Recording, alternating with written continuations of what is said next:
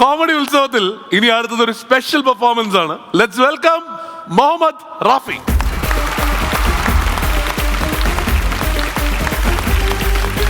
Police ഓർക്കസ്ട്രയിലുണ്ടായിരുന്നു.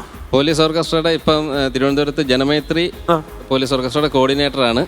അതുകൂടാതെ നേരത്തെ Kottayam base ചെയ്ത് പോലീസ് ഓർക്കസ്ട്ര അതിന്റെ തമിഴ് ഹിന്ദി പെർഫോമിംഗ് ഡാൻസ് പോലീസിലാണോ? പോലീസിലെ SI ആണ്, സബ് ഇൻസ്പെക്ടർ.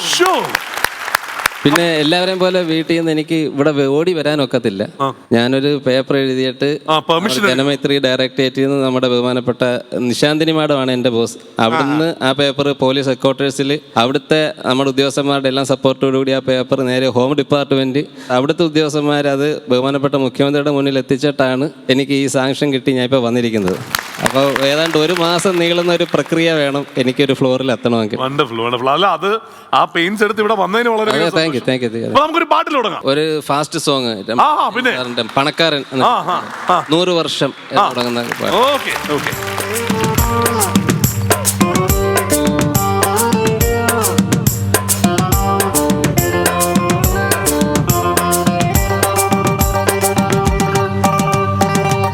வருஷம் இந்த மாப்பிள்ளையும் பொண்ணும் தான் பேரு விளங்க இங்கு வாழணும். சோழவனத்தில் ஒரு சோட்டி குயில் போலதான் காலம் முழுக்க சிந்து பாடணும். ஒண்ணுக்கொண்ணு பக்கத்தில் பொண்ணுக்குள்ள நிக்கையில் கண்ணு படும் மொத்தத்துல கட்டழகே அம்மாடி என்ன சொல்ல 100 வருஷம் இந்த மாப்பிள்ளையும் பொண்ணும் தான் பேரு விளங்க இங்கு வாழணும். சோழவனத்தில் ஒரு சோட்டி குயில் போலதான் காலம் முழுக்க சிந்து பாடணும்.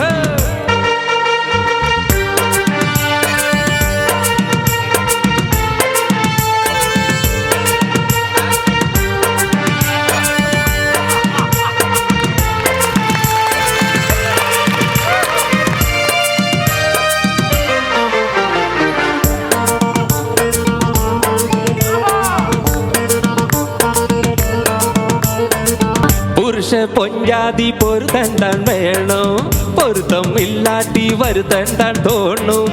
അമഞ്ചാ അതുപോലെ കല്യാണം പണ്ണ് ഇല്ല നീ വാഴ് തനിയാളാതിന്ന്. முதலில் யோசிக்கணும் பிறகு நேசிக்கணும், மனசு ஏத்துக்கிட்டா சேர்த்துக்கிட்டு வாழு. உனக்கு தகுந்தபடி உன்னத்தில் சிறந்தபடி இருந்த ஊரறிய ஓல கட்டி போடு. சொத்து வீடு வாசல் இருந்தாலும் சொந்தம் பந்தம் வெள்ளம் அமைஞ்சாலும் 2 வட்டா விட்டா கல்யாணம் கசக்கு. 100 வருஷம் 100 வருஷம் இந்த மாப்பிள்ளையும் பொண்ணும் தான் பேரு விளங்க இங்கு வாழணும். சோழவனத்தில் ஒரு சோடி குயில் போலதான் காலம் முழுக்க சிந்து பாடணும்.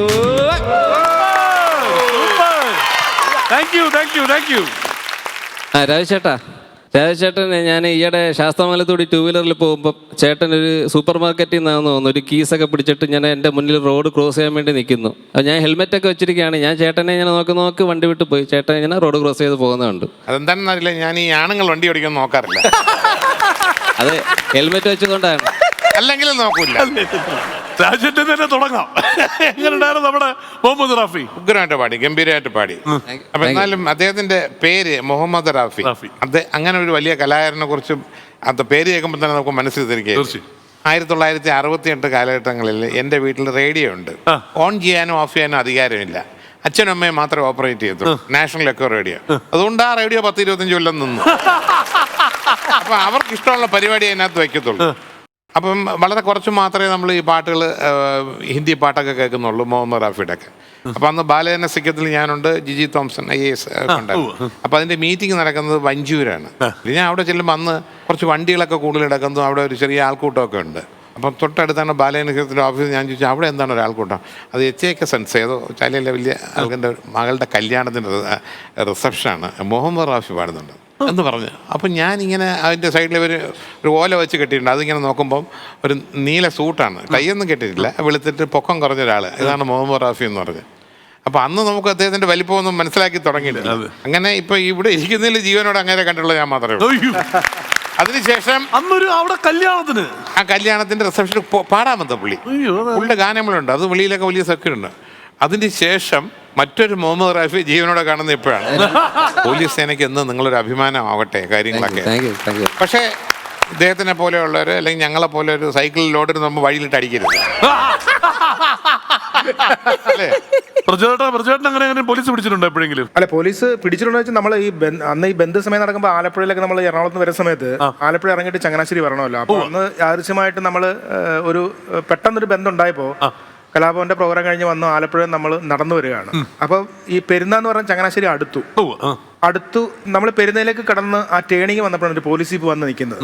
വന്ന് എവിടെ പോകണമെന്ന് ചോദിച്ചു. അപ്പം നമ്മൾ പെട്ടെന്ന് പറഞ്ഞു, സാറേ ആലപ്പുഴയ്ക്ക് പോകാൻ നിൽക്കുക, ഒരു മരിപ്പ് അറിയിക്കാൻ നിൽക്കുക. അപ്പം ആലപ്പുഴയിൽ നിന്ന് ചങ്ങനാശ്ശേരി അടുത്ത് 1 കിലോമീറ്ററേ ഉള്ളൂ. വണ്ടിയെ കയറ്റി ആലപ്പുഴ വീണ്ടും കൊണ്ടുവരും. പിന്നെ അവിടെ നടന്നു വരേണ്ട ഒരു സിറ്റുവേഷൻ ഉണ്ടായിട്ടുണ്ട്. നമുക്ക് മിമിക്രി കാണിച്ചിട്ട് 14 ദിവസം റിമാൻഡ് ചെയ്തില്ല. അത് നമ്മളുണ്ട് ഷോയ്ക്ക്. അവൻ മറന്നുപോയി. എന്നെ 14 ദിവസം, അവനെ 28 ദിവസം കിട്ടും. ഇന്നലെ ഗംഭീരമായിരുന്നു കേട്ടോ. അടിപൊളിയായിട്ട് ഒരുപാട് വേദികളിട്ടിട്ട്. മുഹമ്മദ് റാഫി സാർ നന്നായിരുന്നട്ടാ, ഗംഭീരമായിരുന്നു. സാധാരണ പോലീസുകാർ വരുമ്പോൾ സാധാരണ പാട്ട് പാടാറുണ്ട്, പക്ഷെ എന്നാൽ ഇത്രയും പ്രൊഫഷണൽ ആയിട്ടുള്ളൊരു പാട്ട് ഞാൻ ഇതുവരെ കേട്ടിട്ടില്ല. ഒരുപാട് പേരുണ്ട് പോലീസുകാരിലാണെന്ന് തോന്നുന്നത് ഏറ്റവും കൂടുതൽ കലാകാരന്മാരുള്ളത്. നാടകമായിട്ടും സ്ക്രിപ്റ്റ് എഴുതാനായിട്ടും സിനിമയിൽ അഭിനയിക്കാനായിട്ടും ഒരുപാട് പോലീസുകാർ വരുന്നുണ്ട്. എനിക്ക് തോന്നുന്നത് നമ്മുടെ ഇന്ത്യയിലെ പല സംസ്ഥാനങ്ങളിൽ നിന്നും, അതായത് ഒരു 2-3 സംസ്ഥാനങ്ങളിലെ പോലീസ് അസോസിയേഷൻ വൈറലാക്കിയില്ലേ ഒരു പാട്ട് പാടിയിട്ട്. എനിക്ക് തോന്നുന്നത് ഇന്ത്യയിലെ എല്ലാ സംസ്ഥാനങ്ങളിലെ എല്ലാ പോലീസുകാരും എനിക്ക് തോന്നുന്നു അടുത്ത പാട്ട് പാടുമ്പോൾ അത് വൈറലാക്കും എന്തായാലും. അത് ഇന്ത്യയിലെ പോലീസുകാർക്ക് തന്നെ ഒരു മാതൃക ആവട്ടെ എന്തായാലും. All the best. ഇതിനെ എനിക്കൊരു കാര്യം മനസ്സിലായി, ഈ പോലീസും കള്ളനോട് ഒന്നിച്ച് ഡാൻസ് കളിക്കുന്ന ആദ്യമായിട്ട്. കലക്കി വന്ന് ഗംഭീരമായിട്ട് ഇവിടെ മുഴുവൻ ആഘോഷമാക്കി. എപ്പോഴും ഒരു സ്റ്റേജ് വന്നു കഴിഞ്ഞാൽ അങ്ങനെ തന്നെയാണ്, അങ്ങനെ തന്നെ മുന്നോട്ട് പോട്ടെ. Thank you. എല്ലാവരും വലിയൊരു കാര്യം.